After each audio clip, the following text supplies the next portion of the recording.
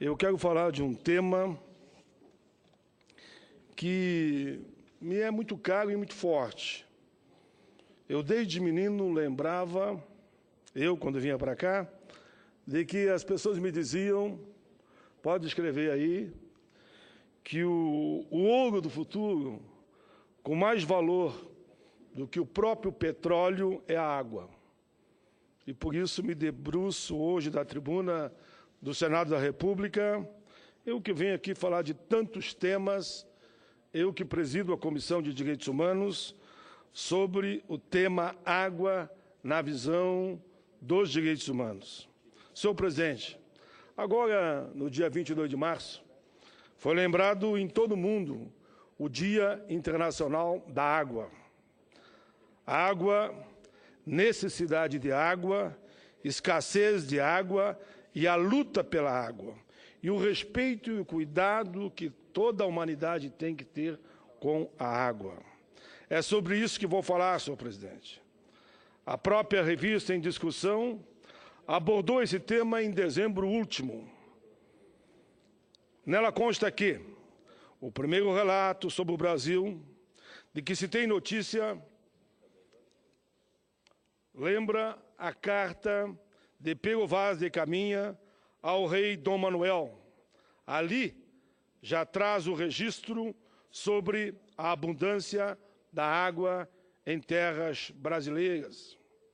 Na Bahia, com uma pequena amostra, o autor da carta, espécie de certidão de nascimento do país, antecipava que nessas terras brasileiras havia fartura de um dos bens mais importantes para a vida do planeta, lá na carta de Pero Vaz de Caminha.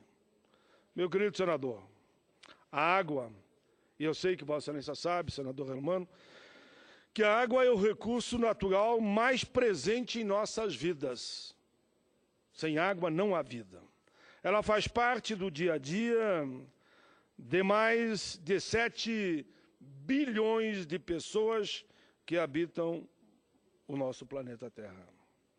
Ela não apenas mata a nossa sede, ela faz parte dos alimentos, ela está nas roupas, nos carros, nos aparelhos eletrônicos, como o tablete, por exemplo.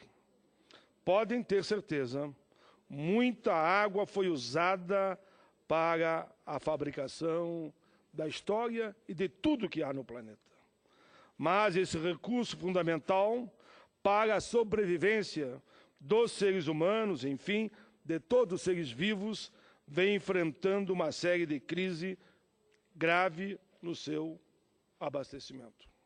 Estima-se que cerca de 40% da população global vive hoje sobre a situação de estresse hídrico. Alguns estudiosos preveem que a água será a causa principal de conflitos, de guerra entre as nações. Se olharmos os números apresentados pela ONU, Organização das Nações Unidas, veremos que controlar o uso da água significa deter o poder. Por que isso? Porque a escassez da água no mundo está ligada ou é agravada pela desigualdade social e pela falta de manejo e usos sustentáveis desse tão importante recurso natural.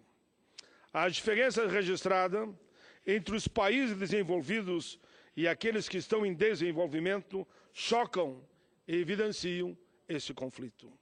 Nos países do continente africano existem regiões onde a situação da falta de água já atinge índices críticos de disponibilidade. Lá, a média do consumo da água por pessoa é de 19 metros cúbicos por dia, ou de 10 ou 15 litros por pessoa. Se olharmos para Nova York, no entanto, um cidadão chega a gastar 2.000 litros por dia. Veja, na África, 10 a 15 litros por dia. Nova York, gastar 2.000 litros por dia. Segundo a Unicef, Fundo das Nações Unidas para a Infância, menos da metade da população mundial tem acesso à água potável. menos da metade. Eu falava aqui em 7 bilhões, menos que 3 bilhões e meio têm acesso à água potável. 1 bilhão e 800 milhões de pessoas, 43% da população mundial, não contam sequer com serviços básicos de saneamento. Isso nos coloca, senhor presidente, senador Romano, diante de uma triste realidade, retratada pela Unicef em todo o mundo. Aproximadamente 2.000 crianças com menos de 5 anos morrem, 2.000 crianças com menos de 5 anos morrem diariamente devido a doenças diarreicas, e cerca de 1.800 dessas mortes estão ligadas à água e ao saneamento e à higiene. O Conselho Mundial da Água classificou o Brasil em 50º lugar em um ranking de saúde hídrica que analisou 147 países. Os critérios foram quantidade de água, doce por habitante, parcela da população com água limpa e esgoto tratado, desperdício de água doméstica, industrial e agrícola, poluição da água e preservação ambiental. Em primeiro lugar está a Finlândia, em último o Haiti. Senhor presidente, a água tornou-se um grande desafio para a humanidade. E nós todos temos que nos debruçar sobre esse tema. A escassez de água cruza fronteiras, afeta a economia não só do Brasil, mas afeta a economia mundial. São 4 as modalidades de consumo de água: agricultura, produção energética, atividade industrial e, principalmente, o abastecimento humano. O crescimento constante da população mundial exige mais alimentos e energia. As Nações Unidas prevêem que em 2030, a sociedade vai necessitar de mais de 35% alimentos do que hoje, e 40% a mais de água do que hoje, e mais 50% a mais de energia do que hoje. Em 2050, a demanda por alimentos, por energia, crescerá 70% em relação a hoje e 60% respectivamente. Ao mesmo tempo, a grande concentração de pessoas em cidades de todo o mundo ameaça os mananciais, como lagos, rios e lençóis freáticos. E a maior parte das águas residuais é devolvida para o ambiente sem tratamento, gerando dano para as pessoas e para o ecossistema. Nós, brasileiros, que sempre nos consideramos dotados de bens e fontes inesgotáveis como água, vemos hoje algumas das nossas cidades, como São Paulo, por exemplo, já sofrendo a falta de água. Nem vou falar aqui de outras cidades do Nordeste. No ano passado, por exemplo, só como exemplo, o Brasil inteiro ficou alarmado diante da falta de água no estado de São Paulo. Não havia água nas torneiras, nas casas, nos bares, nos banheiros, nos clubes. Senhor presidente, o próprio presidente do Conselho Mundial de Água, Benedito Braga, pontuou que, infelizmente, a crise hídrica em São Paulo poderá ainda ser mais preocupante em 2015 para o sistema Cantareira. O Conselho Mundial de Água, instituição que promove o Fórum Mundial de Água, tem o objetivo de estimular boas práticas de gestão de recursos hídricos no mundo, e, nesse sentido, vem alertando sobre a política de comunicação, de educação, quanto ao consumo consciente da água. Na verdade, o Brasil tem grandes reservas hídricas ainda, mas, paralelamente, tem dificuldades significativas a vencer, como já foi citado, falta de tratamento da água utilizada, poluição dos mananciais, alteração no regime de chuva e maior disponibilidade do recurso longe dos grandes aglomerados populacionais. Agora vejamos a situação da nossa Amazônia. A grande bacia fluvial do Amazonas possui 1/5 da disponibilidade mundial da água. Estamos falando, claro, da água doce, e é recoberta pela maior floresta equatorial do mundo, correspondente a 1/3 das reservas florestais do planeta. 1/3 das reservas florestais do planeta.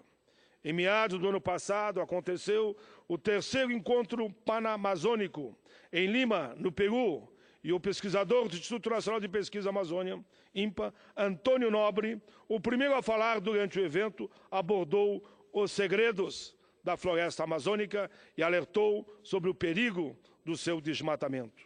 Quando perguntado pelo jornal El País, ele respondeu: já estamos no dia depois de amanhã das mudanças climáticas.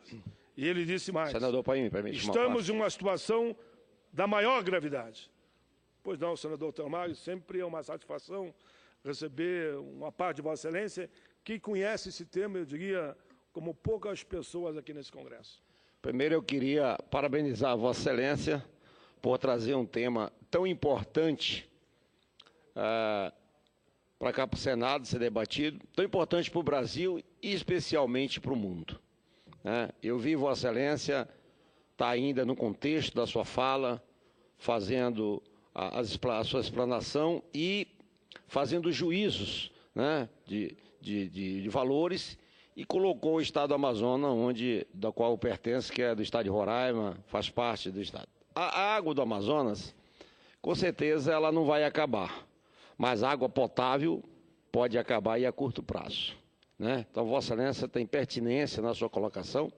E veja, o país ele é tão imenso e tem suas complexidades, que ao tempo que o Acre está saindo de uma grande cheia, estou vendo as maiores enchentes da sua história, Roraima, que era um estado que sempre teve bem definida a questão do inverno, verão, e que nunca viveu secas profundas, hoje nós estamos dos 15 municípios do estado, com 8 deles já decretado estado de emergência pelo governo do estado e 4 deles já reconhecido pelo governo federal.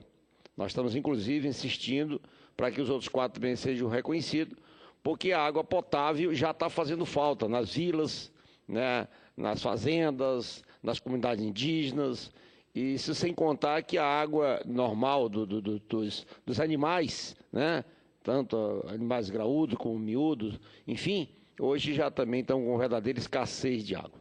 Então, a sua preocupação ela é muito pertinente, é um alerta em tempo, né, para que todos que têm a responsabilidade da coisa pública, que comandam a coisa pública, possam, nesse momento, não só abrir os olhos, mas principalmente limpar os ouvidos para as suas colocações, que elas são muito, como eu já falei, estão caindo em hora oportuna, e é um momento de alerta. Nós precisamos estar atentos, porque aquilo que parecia, como Vossa Excelência colocou, que a Amazônia tem 1/5, né, da água do mundo, imagina, a gente, de repente, imaginar uma terra daquela, e a maioria das águas dali, senador, elas são quase que águas minerais, né? Eu moro mesmo na área rural, por exemplo, eu não tenho água tratada, eu moro 30 quilômetros da sede, da área urbana, e ali nós temos através de poços amazônicos, que chamam. Mas é uma água que dá saudade, né? Muito gostosa, muito saborosa, muito mineral, muito pura, e sem nenhuma dúvida a gente fica com a sua preocupação, é a minha preocupação, e eu quero lhe parabenizar, principalmente por ter essa oportunidade de estar partilhando um assunto tão importante para o Brasil e para o mundo. Parabéns, Vossa Excelência. Obrigado, senador Telmário, que só enriquece o meu pronunciamento. Vossa Excelência que conhece, como eu dizia, como ninguém, a situação da Amazônia. E com essa situação de gravidade, diz aqui o especialista na área, nós comentamos a Amazônia assim, diz ele, no desmatamento que remove a capacidade de a floresta se manter, ela conseguiu se manter por milhões de anos, em condições adversas sim, mas hoje com a sua capacidade, ela está reduzida a reagir. Mas antes, havia 2 estações na Amazônia, a úmida e a mais úmida. Hoje já é diferente. Um dos segredos por ele revelados, senhor presidente, é de que as árvores da Amazônia são bombas que lançam no ar, bombas positivas, lançam no ar, senador Tamário, 1.000 litros de água por dia. Vida longa a floresta amazônica. Elas a retiram do solo, evaporam e a transferem para a atmosfera. A floresta amazônica inteira coloca 20 bilhões de toneladas de água na atmosfera a cada dia, o que é fundamental para nossas vidas. O rio Amazonas, o mais volumoso do mundo, joga no Atlântico 17 bilhões de toneladas de água doce no mesmo intervalo de tempo. O pesquisador, repito, Antônio Nobre pontuou que a Amazônia é o pulmão, é o fígado, é o coração, é tudo.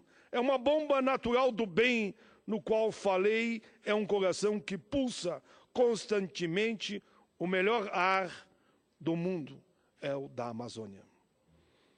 Apesar disso, continuamos, infelizmente, diz ele, destruindo as florestas.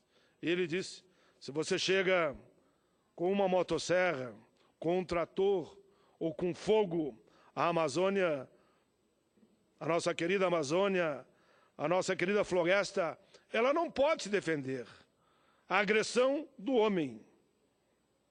Senhor presidente, o homem pode agir de forma positiva, como na medicina, mas também terríveis, ele pode fazer o mal usando a tal de motosserra.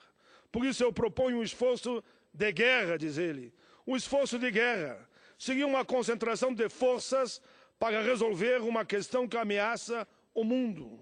Hoje a ciência nos permite saber que a situação é gravíssima. E o que eu proponho, diz ele, é lutar contra a ignorância. O principal motivo da destruição da floresta amazônica, muitas vezes pela avareza do homem. Vejamos ainda outro manancial desse nosso lindo e querido Brasil, o Aquífico Guarani, presidente Collor, meu querido senador Helmano. Esse imenso equífero abrange parte dos territórios do Uruguai, da Argentina, do Paraguai e principalmente o Brasil, ocupando cerca de 1.200.000 quilômetros quadrados. Pois bem, ele também precisa de proteção e de cuidado, pois com o volume de água de superfície em diminuição considerável, as reservas, diminuindo a água da superfície, as reservas subterrâneas estão, em boa parte, também comprometidas. Seja por contaminação oriunda dos esgotos, pesticidas, agrotóxicos, utilizado na agricultura, resíduo de destilação, fracionada de cana-de-açúcar, ou mesmo pela falta de potabilidade. Há estudos sobre o uso, a exaustão desses recursos em regiões onde o equífero tem uma destruição totalmente ilegal, imoral e irregular. Desde 1998, pesquisadores da USP e outras entidades alertam para a exploração demasiada e sem critério das águas subterrâneas, principalmente na área da agricultura. Enfim, eu não posso finalizar, senhor presidente, sem deixar de repetir que acredito muito no processo da educação, na educação, como fonte para essas mudanças. Repito que as escolas deveriam, desde os primeiros anos escolares, dar grande destaque à questão do meio ambiente. Sei que existem escolas que fazem isso. Sei que existe exemplo de criança que chama a atenção dos pais quanto a não jogar lixo nas ruas, por exemplo, a gastar água lavando calçada e carro de forma totalmente desregulada, desordenada e absurda. Li uma revista que jogar lixo na lixeira, um ato simples, é, na verdade, uma semente de dignidade. Eu concordo. Todos nós deveríamos plantar mais sementes de dignidade em cada gesto, em cada dia. Escolas, pais, filhos, sociedade interagindo, farão com que alcancemos o nosso objetivo de preservar, de salvar o planeta. O respeito à natureza, assim como o respeito às diferenças, é uma questão cultural. Nós precisamos investir cada vez mais na educação, na transformação de conceitos, de atitudes, pois se não fizermos isso, estaremos nos negando a nossa própria vida, a existência, estaremos negando a fazer a parte que nos cabe para melhorar a vida de todos. Tudo ao nosso redor está conectado a nós mesmos. Água, ar, terra, alimento, animais, seres humanos, estão todos conectados a uma única coisa, a conservação da vida. Tudo em equilíbrio e num equilíbrio frágil, o que torna a nossa responsabilidade cada vez maior. Vou utilizar um exemplo dado pelo secretário executivo do Consórcio Intermunicipal de Municípios das Bacias do Rio Piracicaba, Capivari e Jundiaí, senhor Francisco Carlos Castro Laus, que disse: se numa cidade com 20 milhões de moradores, todos encurtassem o banho em 1 minuto, já conseguiríamos o volume de um canteiro inteiro. Minha gente, imagine o volume de água que alcançaríamos se esse exemplo fosse seguido em toda a cidade do Brasil. Encurtar o banho em 1 minuto é algo que nós podemos fazer e transformar o nosso país e o planeta num grande jardim que respeita a diferença. Pois bem, que cada um faça a sua escolha, ciente de que ela tem tudo a ver consigo mesmo e com o coletivo, porque desde o início até o fim, nós fomos e seremos sempre uma unidade.